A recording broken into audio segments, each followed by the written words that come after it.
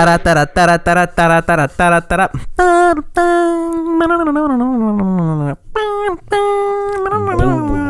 is that? Did you know what I just did? No, I have no idea. You don't know? No. You gotta guess. Come on. Like a superhero thing? No, it's not. Okay, I'll give you a hint. Dylan Diaz, you're the next contestant. Come on down. Price is Right? There you go. Okay. All right, how about this one? Fucking. I don't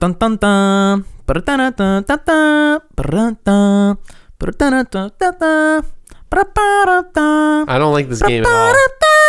There's definitely a segment. That's here. Family Feud, bro. There's definitely a segment here, and I'd be really bad at fucking last one. Ready? I just don't want to do the Jeopardy one. That's too easy. Yeah. How about we do how does that one go again? That's just the Jeopardy one. I was thinking of the Wheel of Fortune. Yeah, and then like what's Who Wants to Be a Millionaire? It's like that's pretty good. No, the Wheel of Fortune one is the one that's like Wheel of Fortune. It's like cheery. It's very cheery from what I remember. It'll come back to me at some point. It's not important. You know what is important? The Joystick Show. Yeah. Episode 259. One away from 260. You know what happens then? What? Another episode of the Joystick Show. Hopefully with more people. Okay. Yeah. I mean, actually, we do have something pretty cool planned for episode 260. Now that I think about it, I guess we could talk more about it at the end of the episode. So stay tuned. A little bit of a teaser. Actually, I'm not even trying to be like a fake person about it. There was a better way to phrase that. We actually do have a very special episode of the Joystick Show coming up next episode, so stay tuned for that with some cool stuff to speak about it. Mm-hmm. It's going to be a good one. We have had a nice little 2-week break. Obviously, you saw 2 episodes of the Joystick Show because we're prepared here. We're like the chefs on those shows when they're going to make a souffle, but they're like, we don't have 4 hours and to make a souffle. I don't think the jinx came into play here. Yeah. The state of the world is not much better, but I also don't think, nothing too crazy happened. Nothing that crazy. Yeah. Maybe like the shit with the AI actress, Tilly Norwood, but, Again, this is more of like it's a societal thing. Rage-inducing kind of stuff. That's not really like... But yeah, we're back in full throttle. It feels good. One thing I definitely wanted to start off talking about is kind of why we were on the 2-week hiatus. Mm-hmm. I actually mentioned it on the podcast a couple weeks ago, but with the magic of editing, I actually took it out. Oh. Per the request of my mom, because obviously she was keeping it a surprise for a little bit. But I am clear to say that my parents bought a house in Florida. Mm-hmm.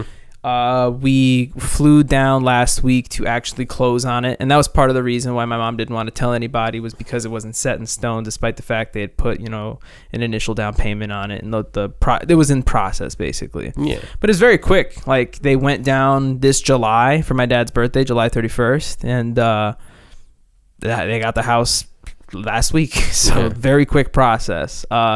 We went down, we closed on it, we started buying furniture for it. It's a very nice, cute little house in a gated community. Yeah, I saw it. It definitely gave off like what I imagined the gated community Florida house, where you got like in the front, you got like a road that it's like I could really book my golf cart down this road, and then the back you got like the Everglade kind of canal going. Yeah, it's like, it's exactly what you would expect. You can't even get doxed because it's like there'd be 800,000 houses that are very similar to that house. But it's bro, very to nice. give you perspective, I took a video of it. Granted, I won't put it in here for safety purposes, but I wanted to get like a cinematic viewpoint of my parents when they like pulled up into the house for the first time.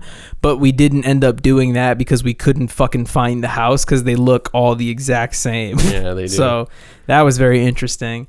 Needless to say, it's a very nice house. It's like a third garage because that garage is gigantic as hell. It was a really awesome experience to just kind of like pull into the garage and press the button and have the door close and you're home, Mm-hmm. But I'm really happy for them. I was kind of talking to my dad and my mom a little bit about it, just like kind of getting in their heads, being like, what does it feel like coming from like the projects and now owning a house in a gated multiple community. houses, including one in Florida. Yeah, and they were just like obviously really, really grateful, and they earned that shit. So shout outs to them. They're incredibly hard workers, and just really happy for them in general. But man, the Florida lifestyle, Dylan, it's different. It's different. I can honestly say I don't think I could see myself living there full time, but a week here and there, especially now that we have a house, I think I'll definitely be doing it a little bit more often. Dude, it's just so fucking relaxing. Mm-hmm. I was talking to one of my cousins about it. I feel like people have this, and granted, they're not completely wrong. No, I mean, they're not to cut you off here, but there is no misconception about the Florida lifestyle. I know that like people get a bad rap, but it's like the New York to Florida pipeline has been a thing the last 40 years, so much so that they used to have millions less people, and now they have more House of Representative seats. Because I was about to say way more so people. Much so that it's becoming a swing state. Yeah, I mean, and it's just like the amount of people that moved down there. I mean, it used to be like a 10 million person difference, and now it's a bigger difference the other way. So it's pretty crazy. So fucking all that to say, I was gonna mention, I feel like there is, and I wouldn't say it's a misconception, but I think it's an extreme concept that people will say that New Yorkers are rude, right? And granted, we're not the nicest people on the planet, but I think it's more so that New Yorkers are very impatient. We're people that are always in a rush to get to the next place that we have to go, always in a rush to meet the next person or do the next thing, right? In Florida, it's the complete opposite. And it's funny because everybody drives like a fucking maniac out there, but it's not like heavy traffic. They're not swerving through lanes. It's just because there's like fucking 40% less cars on the road. There's like 4-lane roads everywhere you go. Everywhere you drive is a giant parking lot. Everybody's super nice. You hold the door for somebody and they're like, thank you so much. And I'm like, you're fucking welcome, bro. Like I have a friend now, you know? It's just a very a nice lifestyle. So it's nice to kind of I wouldn't say disassociate, but leave and try something new for a bit. Also, dude, the food out there, man. You don't really think it, like, and to be specific, I wasn't like in Orlando or Miami. I think it. I mean, it's one of those places where it's like this place on the side of the road. Oh, it's the best food I've ever had, like for sure. I was also going to mention, if you ever come down there, you and Marianti, I got a shit ton of places to take you. One place in particular I definitely wanted to shout out was a little spot we went to called Andretti's. I don't know if you've heard of this. No. Andretti's is essentially kind of like a Dave and Buster's-esque experience. They have a couple in Florida. They're mainly in like the South. Like I think some in Texas, some in Georgia, but like in that little cluster. But I found out that Andretti's is actually originally might not be F1, but it's like a racing group. Yes, they're a really big. They do everything. They do IndyCar, NASCAR. Yeah. I know. The name is very like 60s, 70s racing. So the arcade is through them. Yeah, that and makes because sense. of that, each one has like a go-kart track and simulated, like sim racers with the whole contraptions where you're driving and it's moving around and stuff like that. That's sick. So we did the go-kart race, and man, I didn't know what to expect going in. I think I was a little nervous for like a lot of different reasons. I was like, what if it's not fun? What if it's dangerous? Like all these little things.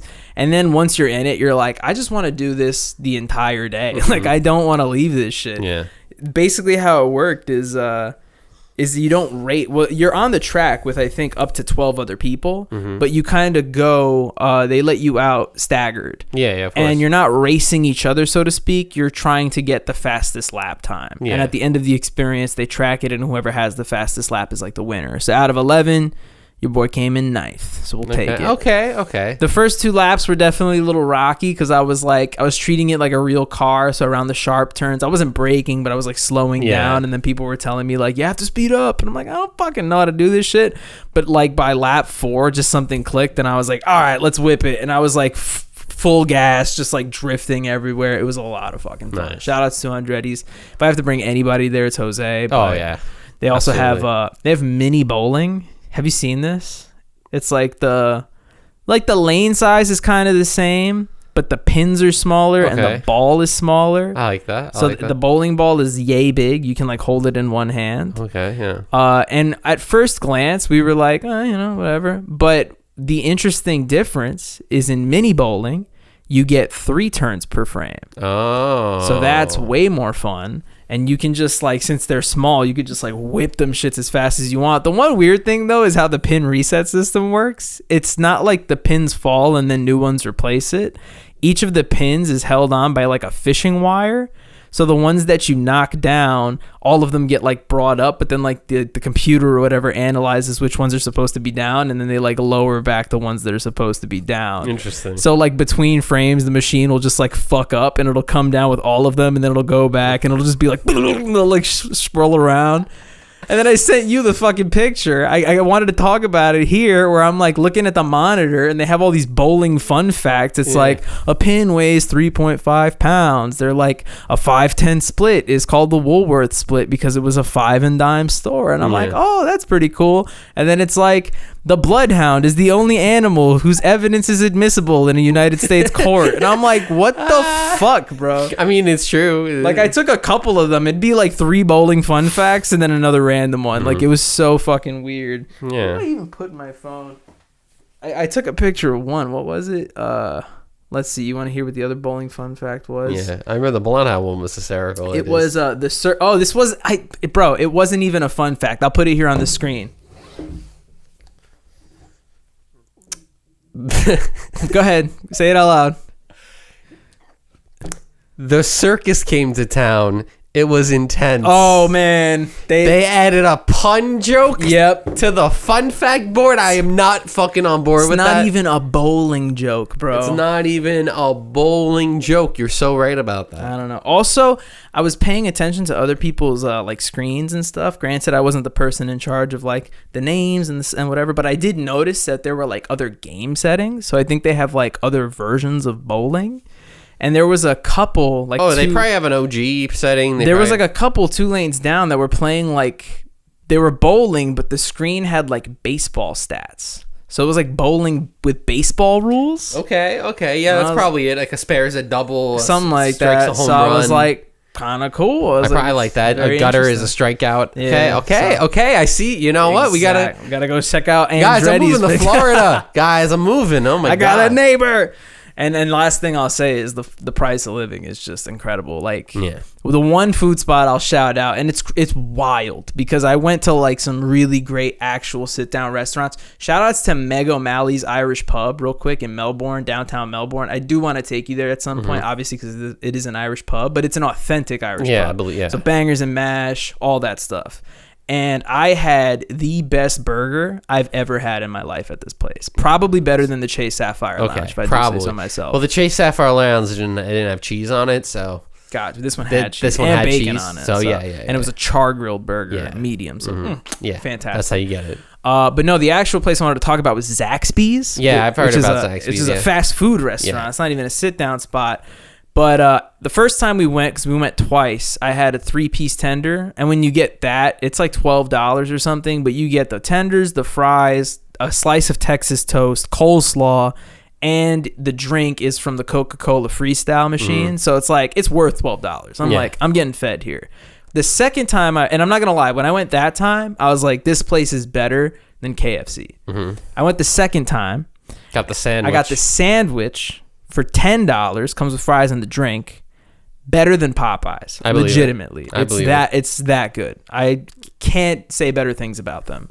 It's my new favorite Florida spot. I have to be careful when I go out there because I will fiend over it. But it's shout out to Zaxby's. It's really good. Shout out to Zaxby's. Shout out to Florida. So just wanted to share my experience. Flow right. So, that's my experience in a new home, but Dylan probably's got some experiences in a new job, right? Yes. I'm very curious to see how that's been. I mean, I think it was just interesting for like me where it was like for a while I had like nothing going on.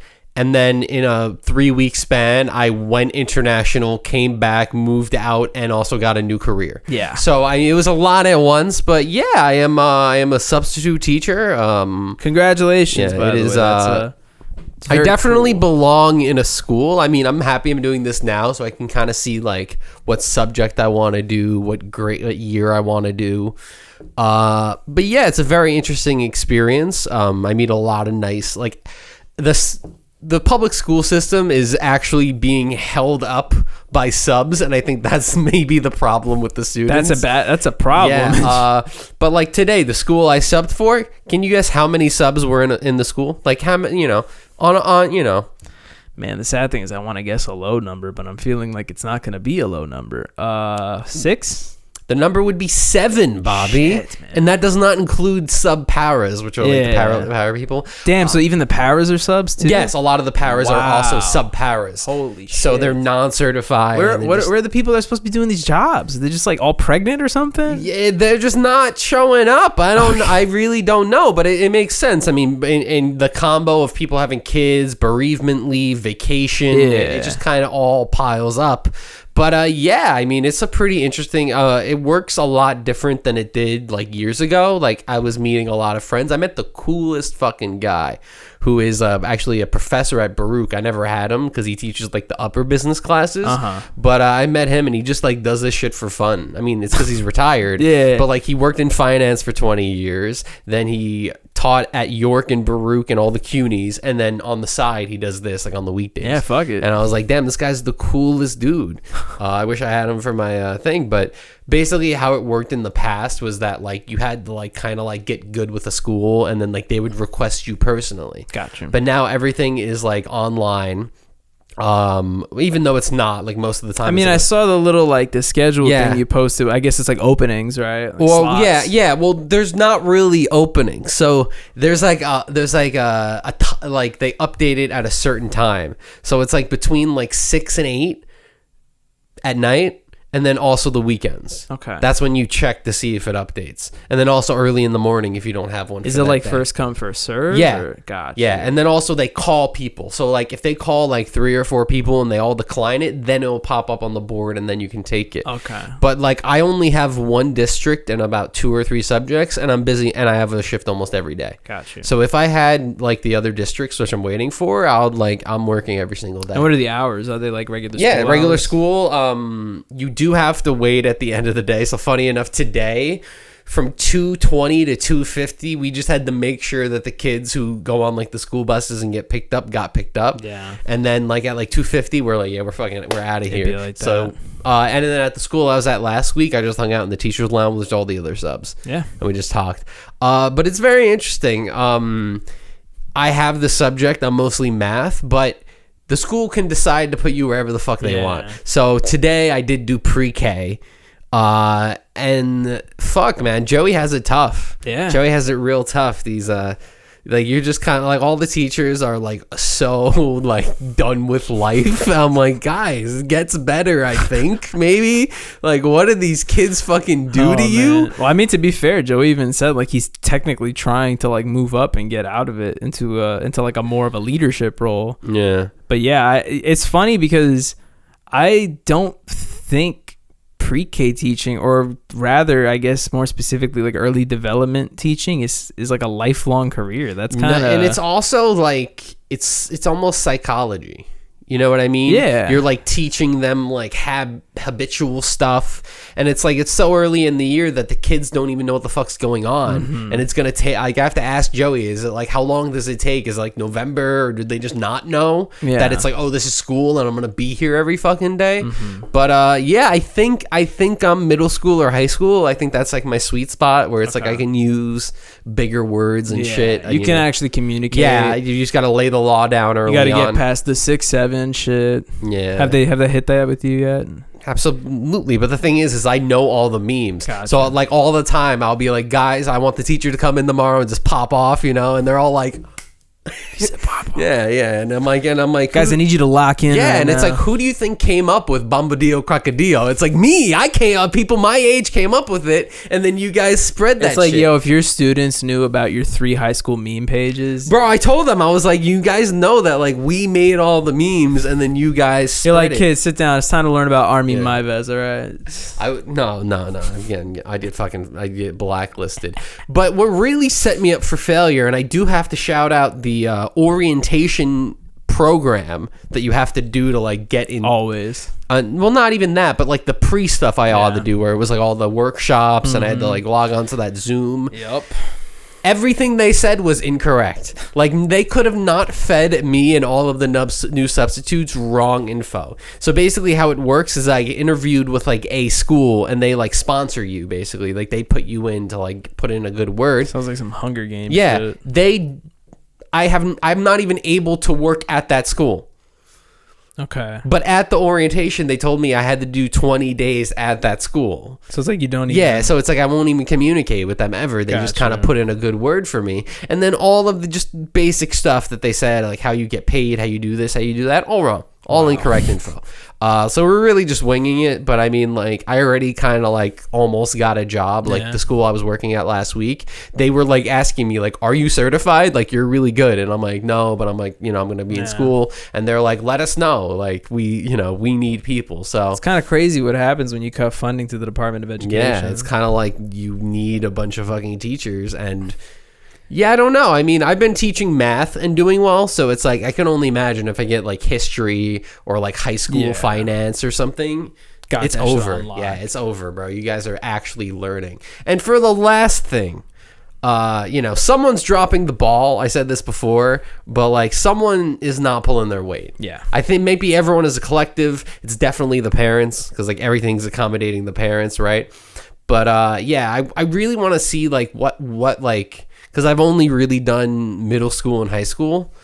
What are we learning from 1st to 5th grade? Like what possibly are we doing? Because 6th grade, 7th grade, it's like the same shit. And I'm like, that should have happened years ago. Yeah. What are we learning? Are we like doing addition? Like what are we doing? I know. Like history, what are we doing? This is a state. This is a country. I don't even think we're doing that. I feel like for me, 4th grade was when like school became school. It was like, okay, now we're learning like serious actual shit, not formulas, but like actual stuff. Yeah. But even then, it's like literally, I'm in 6th and 7th grade math, and we're doing fucking shapes.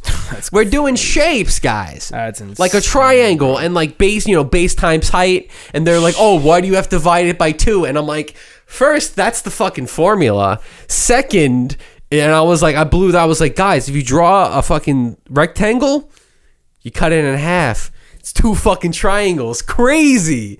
Oh my God, guys.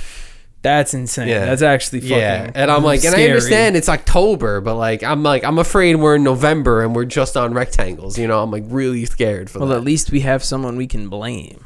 And someone we can trust. It's Linda McMahon. Yes. And she's the Secretary of Education. Yeah. So it's Linda McMahon's fault. It's not your fault. In fact, you're gonna be. Yeah, I'm the savior. You're the savior. I'm the really, and it's like. And then fucking, what's their daughter's name? Jessica, whatever her name is. I don't care that much. Stephanie McMahon. She's gonna set up a match between her and you in the WWE, and the winner decides the fate of the children of America. I like that. There you go. Yeah. And I'm the new Vince McMahon. There we go. Look at this. Figured it out. Without all the weird shit. Yeah, you got steroids for me? Or No. No steroids, no women. I can't sign you a girl. I can't do that. No. You heard about that, right? Yeah. Brock Lesnar. That's crazy. What I really want is like, I know that like, because like a lot of kids, right, watch wrestling. It's like that's who it's for, you know? And it's like just for the children, once they get older, kind of fall out of it. But then now we have all these other like AEW and like these other wrestling things. Where they should really have like a Captain Planet kind of vibe. I don't, like respect your elders. Save the planet. Dare. Don't do drugs kind of situation. And I feel like it's a missed opportunity. Yeah, it is because it's like there's all this like dark like what you didn't know about the WWE. Dude, I'm not gonna stuff, lie. The older I get as a creative in my field, I feel like this pull where I'm like, I want to do comedy. But then I'm also like, you could be the next Mr. Rogers. And I'm like, no, I don't want to do that shit. It's like, I could make the next Sesame. No, I don't want to do that shit. But it's like, the reality is now I kind of have the expertise from both worlds of like, I feel like I would know how to go about making a children's program that's both entertaining and educational. Oh, absolutely. But I don't want to do that. I want to make dick jokes on cable television. Well, what you do is you pop off with something else. It's like a sketch blows up or something. Oh, one day. I'm getting there. One day. And then that leads into like something crazy, something where you have like a voice. And then once you've made your money, then you become the showrunner of the children's show. Gotcha. Yeah. That's when I become the next generation Steve Burns. That was his name, right? I think. From Blues Clues. Fucking Mr. Blues Clues. Mr. Blues Clues. Steve Mr. Blue. But shout out. another thing I was very excited to talk to you about. This is going to be a good podcast. We're really the turmoil that. Oh yes, I really wanted to talk about this. A certain state of uncertainty in the world of comedy. Yeah, I wanted to talk about this for so long because I've watched like a month long of video essays. I've watched like a week and a half because they've been coming out for a while. Yeah. They've been coming out I'm a little late since the summer. to the trend, but it's hotter than ever now. Yes. But would you like to set it up because you were telling me about the setup before? Yeah. So there has been a rift on multiple fronts in the world of stand-up comedy. It originally started with Joe Rogan having the mothership and, Kill Tony and just that kind of vibe of like these newer comedians who, they kind of have this idea that they're like hacks. But then you also have other comedians that are kind of fallen not by the wayside, but they were less genuine. They care more about money and just kind of like the fame. A lot of podcasters had Trump on and that kind of thing. I think that's what led to this. And then a deeper announcement came in, I think it was like July or August, where they announced the Riyadh Comedy Festival, which is a comedy festival in Saudi Arabia.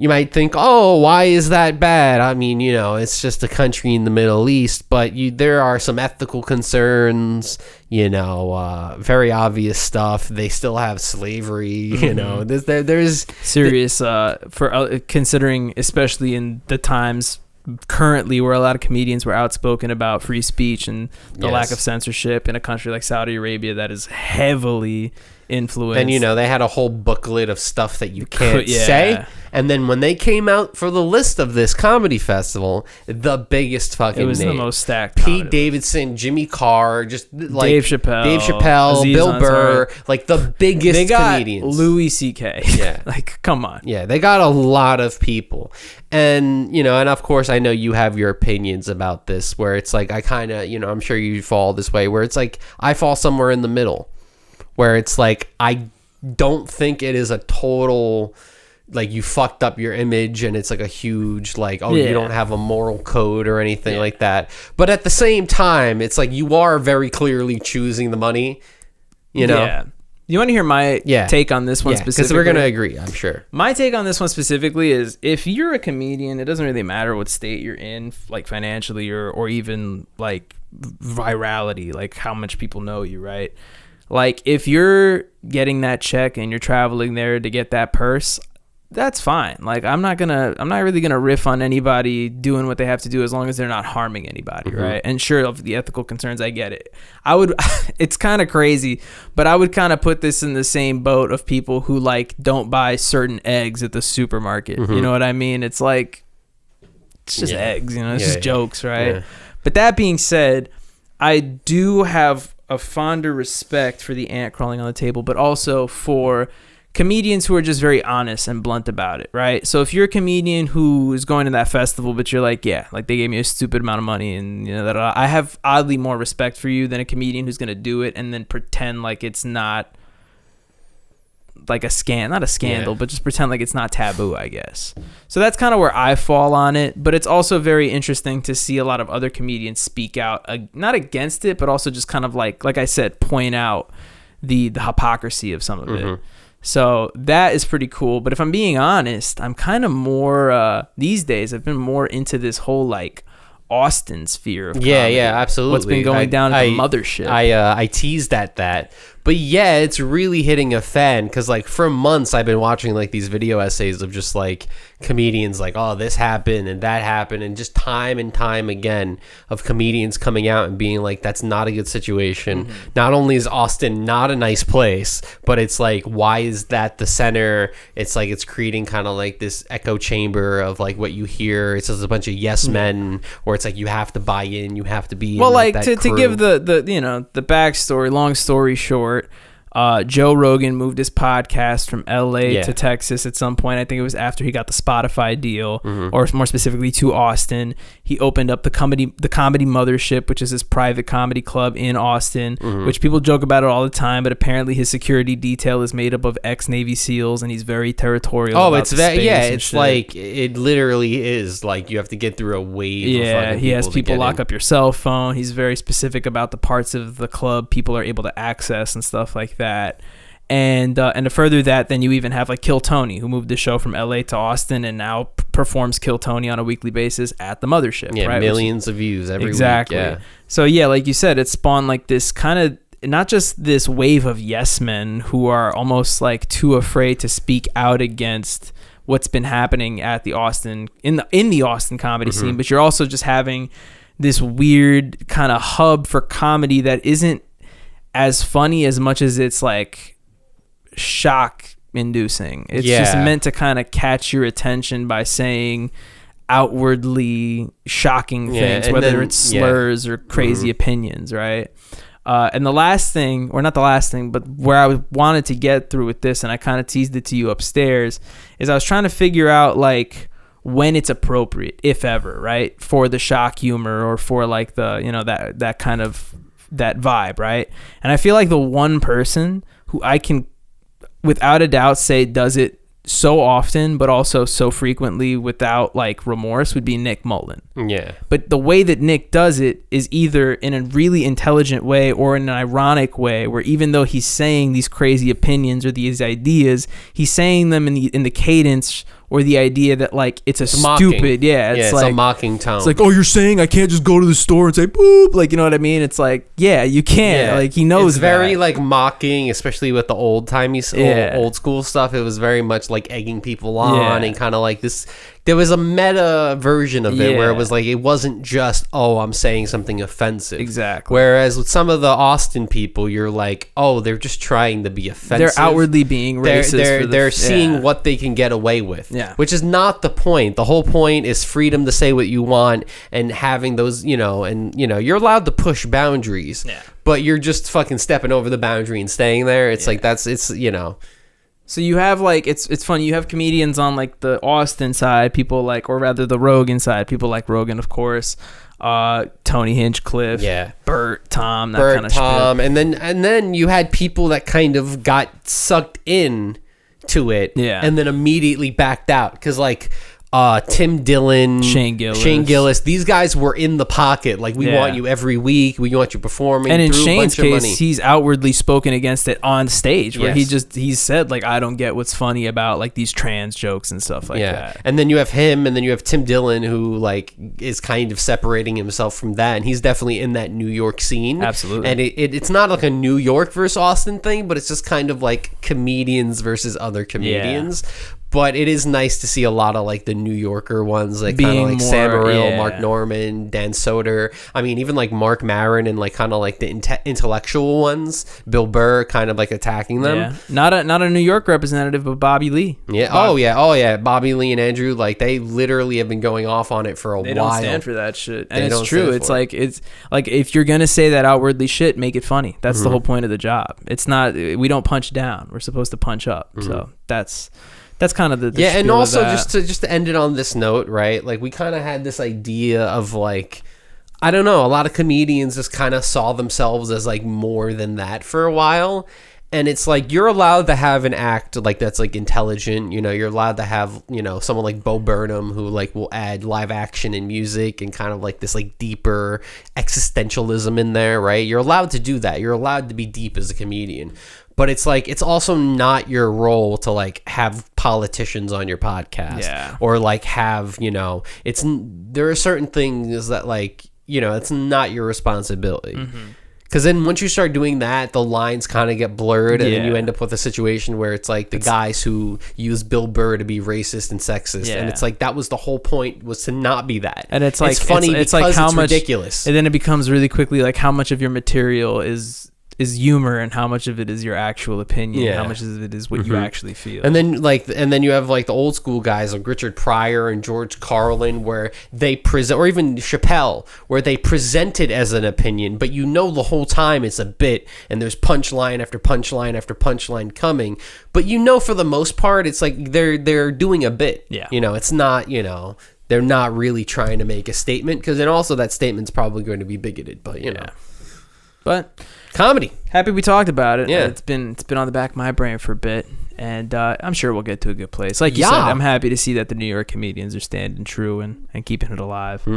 Last thing I did want to talk about was a little something I watched. Okay. And I wanted to review very quickly.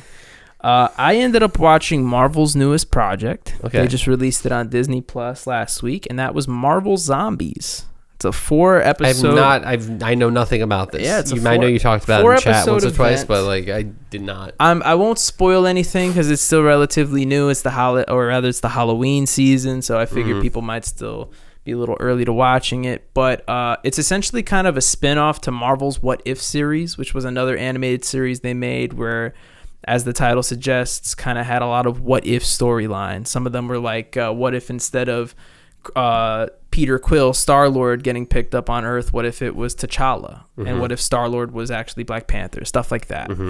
One of the episodes, I forget from which season, was a zombie episode where a zombie apocalypse takes over the Earth, and some of the last remaining heroes include Peter Parker, T'Challa, Black Panther, and it's technically the head of Ant-Man. Okay. But with the cape of Doctor Strange. All that to say, they're fighting against the zombie Thanos, yada, yada, yada. They made a spin-off off of that episode, and Marvel Zombies is a 4-episode event that features a wide cast of characters from the MCU that are traversing a zombie apocalypse. What's also pretty cool about it is a large number of people who actually played the characters come back to voice them in the animated series. Okay, good. I would say like the biggest names were probably like Florence Pugh, David Harbour, Simu Liu, Haley Steinfeld, Paul Rudd. Like all of them come back to voice their characters. Some of the bigger ones that don't come back are like, Tom Holland doesn't voice Spider-Man, Chris Hemsworth doesn't voice Thor. But probably one of the cooler ones was the fact that they got Elizabeth Olsen to come back and voice Scarlet Witch, which, minor spoiler since it's in the trailers if you've seen it, acts as the main antagonist, as the Queen of the Dead who's controlling the zombies. But yeah, they said before it was going to be TVMA. There was going to be lots of gore and crude humor, and there definitely is. It's a pretty good, I wouldn't say horror in the sense that it's scary, but it's definitely like a horror genre, and it's pretty cool. Like it was probably like the best way I'll explain it is this: it'll hook you by the end of the end of episode 1. Okay. And then by the time you get to the end of episode 2, you're like, I need to see how this ends. But unfortunately, when you see how it ends in episode 4, it's not so great. And to tell you the truth, it really does tack it down a lot for me.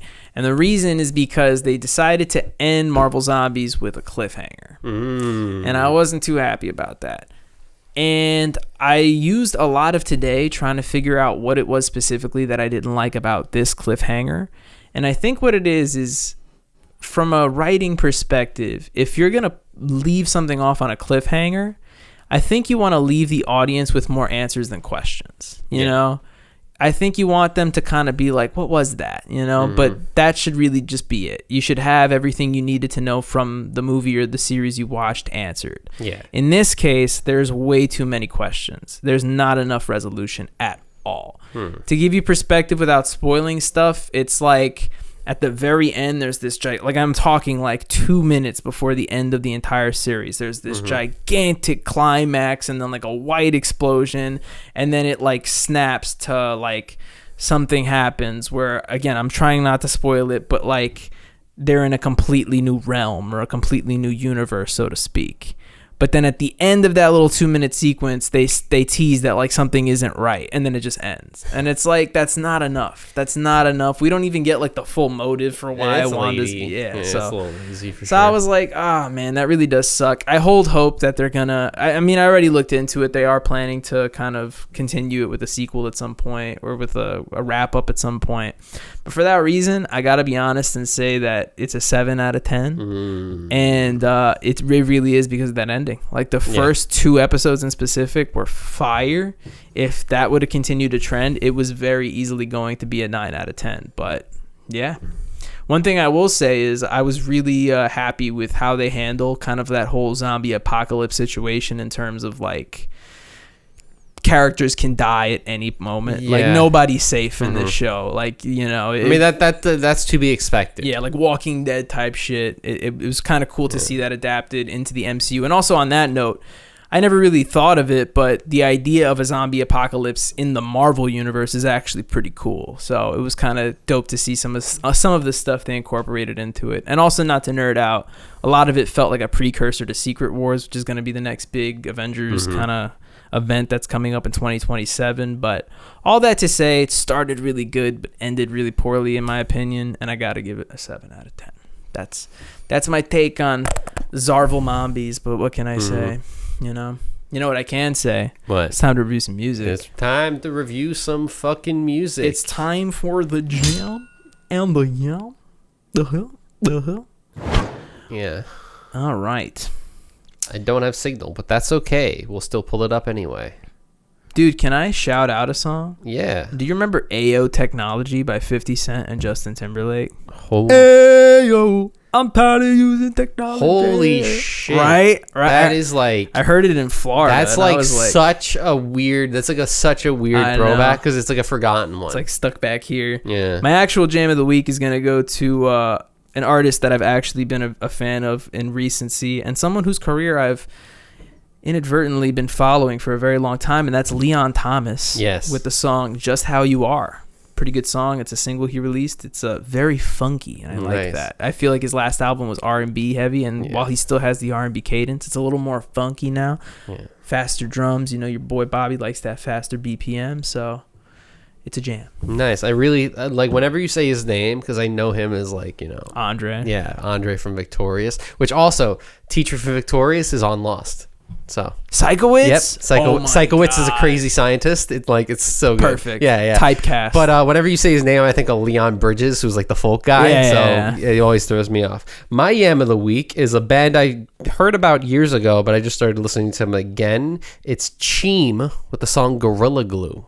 Okay. I can't really describe it. It's very pop punky, but the singer is very like Patrick Stump, Brendan Urie coded, so he's like going all over the place, but like it works. It sounds really, like I gotta check this song out. And they also have a hype man who raps every like fourth song. Sounds like I really gotta check out this band. And I remember they have a reel where it's like someone in the crowd and they're like, I don't know what this guy does in the band, but he's killing it. Like he's just yeah, like go guy. That's sick. I definitely have to check this out. All right. Thanks for watching the Joystick Show, episode 250. That was nice. That was a good show. Yeah. It was very good. We got through a lot of topics. It's nice to be back at it. Stay tuned for episode 260 coming up next week, where hopefully we'll have the whole gang because we're planning to do Team Joystick's first ever fantasy sports draft. Yes. It's not football, sadly, but I will deal with it. It is going to be basketball. We are going to be doing a Team Joystick basketball fantasy draft between the four of us. Me, you, and Jerry happen to know quite a bit about basketball. Joey does not know a lot about basketball, but we'll figure it out. Yeah, it does. I mean, with the draft order being random and also us kind of like we're going to be helping each other. I'm gonna wear a little suit bit to that shit. But suit and sunglasses. But I'm like if I do bad, I really gotta think about my life, you know, because it's like this is something I should run away with. And I expect you to. This is just more like I'm here for the experience. I have some biased picks. That we have some shit to track over the weeks of Joystick. We have stuff to look over. We have check-in points and stuff. Should be a good time. So yeah, I like it. But stay tuned. It should be pretty cool. If you like this episode, go ahead and like the episode. Feel free to subscribe. It helps us a great deal. We're going to be working on some new content for you guys in the form of some sketches and some Let's Play content. But until then, this is the Joystick Show. I'm Bobby. Dylan. And, dude, fucking do a stand-up joke right now. You have 1 minute. So my wife...